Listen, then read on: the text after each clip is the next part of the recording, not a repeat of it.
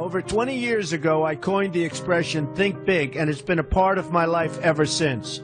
It's also come true. I became an even bigger success after I said it than I was before. And that's one reason I think it's an important way to think. It obviously works, and that's what I'm going to talk about today.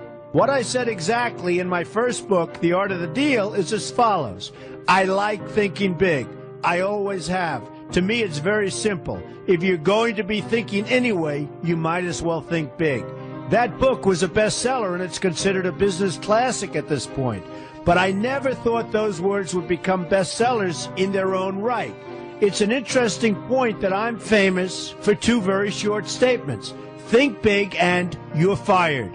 But let's stick to the first one for today. And I'd suggest strongly that you pay attention so that you won't have to hear the second one.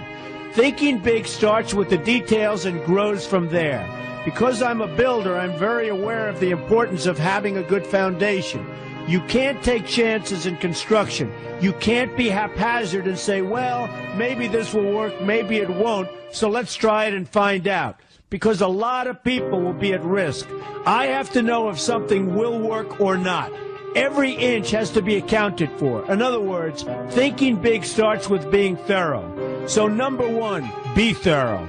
Don't count on happenstance to get you anywhere, because it won't. Number two, get a momentum going and keep your momentum going. You have to have big ideas, but you've got to have the energy to get them done, which can sometimes take a long time. If you don't have momentum, you will not have what it takes to get the job done. Patience alone isn't enough. I have a lawyer friend who used to refer to me as the reverse tornado who builds everything in his path. I always like that because it implies a lot of energy and a lot of momentum. And that's exactly what it takes to get anything done. So keep your momentum going. Number three, stay focused. You have to stay focused. The minute you lose focus, you will also be losing your momentum. They go together, and you will accomplish a lot more, even amazing things, if you make sure you keep these two things working together for you. I've seen very talented people literally go down the drain because they couldn't seem to keep their focus long enough to get anything done. In this day of multitasking, that can be a real challenge, but it's absolutely necessary. Ask yourself this question: what should I be thinking about right now? That simple question can restore your focus in no time at all. And your answer right now should be listening to Donald Trump. Number four, look at the solution, not the problem. This is very important if you ever want to learn to think big. And here's why. No matter what you do, you're bound to run into problems. It's just part of life, a part of business, a part of anything worth doing. If you let the problems get in your way, they'll become bigger than your idea was to begin with, and you will be a wipeout. No matter how bad things look, keep your focus on the solution, and you will be surprised how things can work out, and work out properly. One way I do this is to ask myself when confronting a possible problem, is this a blip or is this a catastrophe? A catastrophe is something like an earthquake, a tsunami, a war, and so forth, and a blip is everything else. Right away you'll have the right perspective and your equilibrium will be restored. So keep your focus on the solution. Number five, see opportunity for what it is, an opportunity. For example, why are you listening to me today? Curiosity? You like me? You don't like me? You want to learn? You have nothing else to do? You want to hear me tell you you're fired? I hope not. But whatever your reasons might be, they brought you to a good place to get involved and to learn.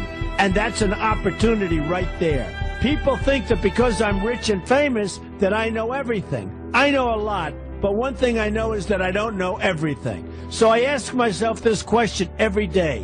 What can I learn today that I didn't know before? And you know what? I learn something new every single day. That's a big reason for my success, and the same thing can apply to you.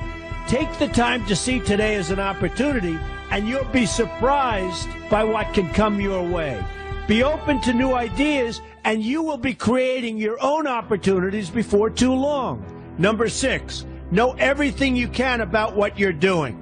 That's a good way to cover your bases. Another good way is to read the book Robert Kiyosaki and I have written together, Why We Want You to Be Rich. It's about covering your bases and knowing what's going on.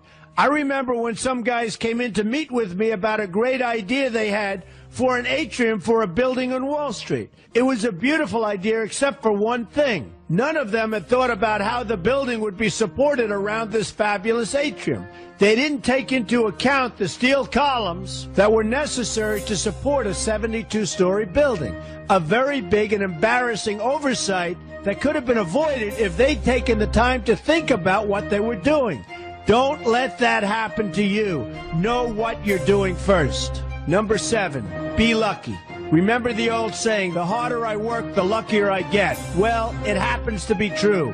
It works for me, and I've encountered some pretty big successes. But this goes along with something that's absolutely necessary for great success. Be passionate. You have to love what you're doing if you want to be successful at it.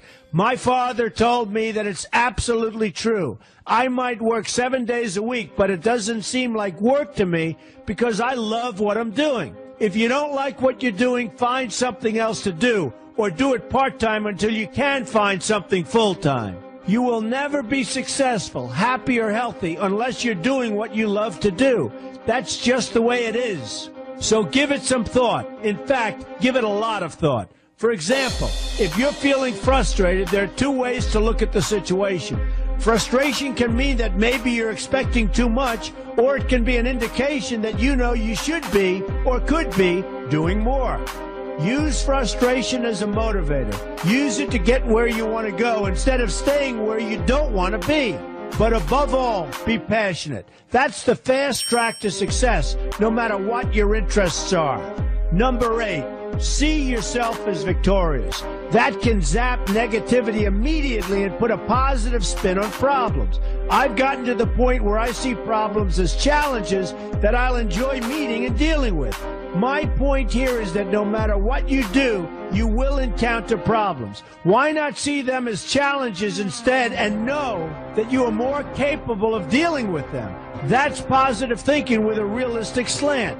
When I go into negotiations, I keep an open mind to what may happen. But I can tell you that there's already a done deal attitude on my part. I've already thought the process through to the extent that I know everything will be better off if they agree with what I've come up with because I've taken both sides into account. I enter the situation with a victorious attitude, and I've had enough victories to know that this attitude works. Use it. Number 9, be smart. Know that you have something unique to offer because you do use the tools that are provided for you and remain open to new ideas. That's being smart.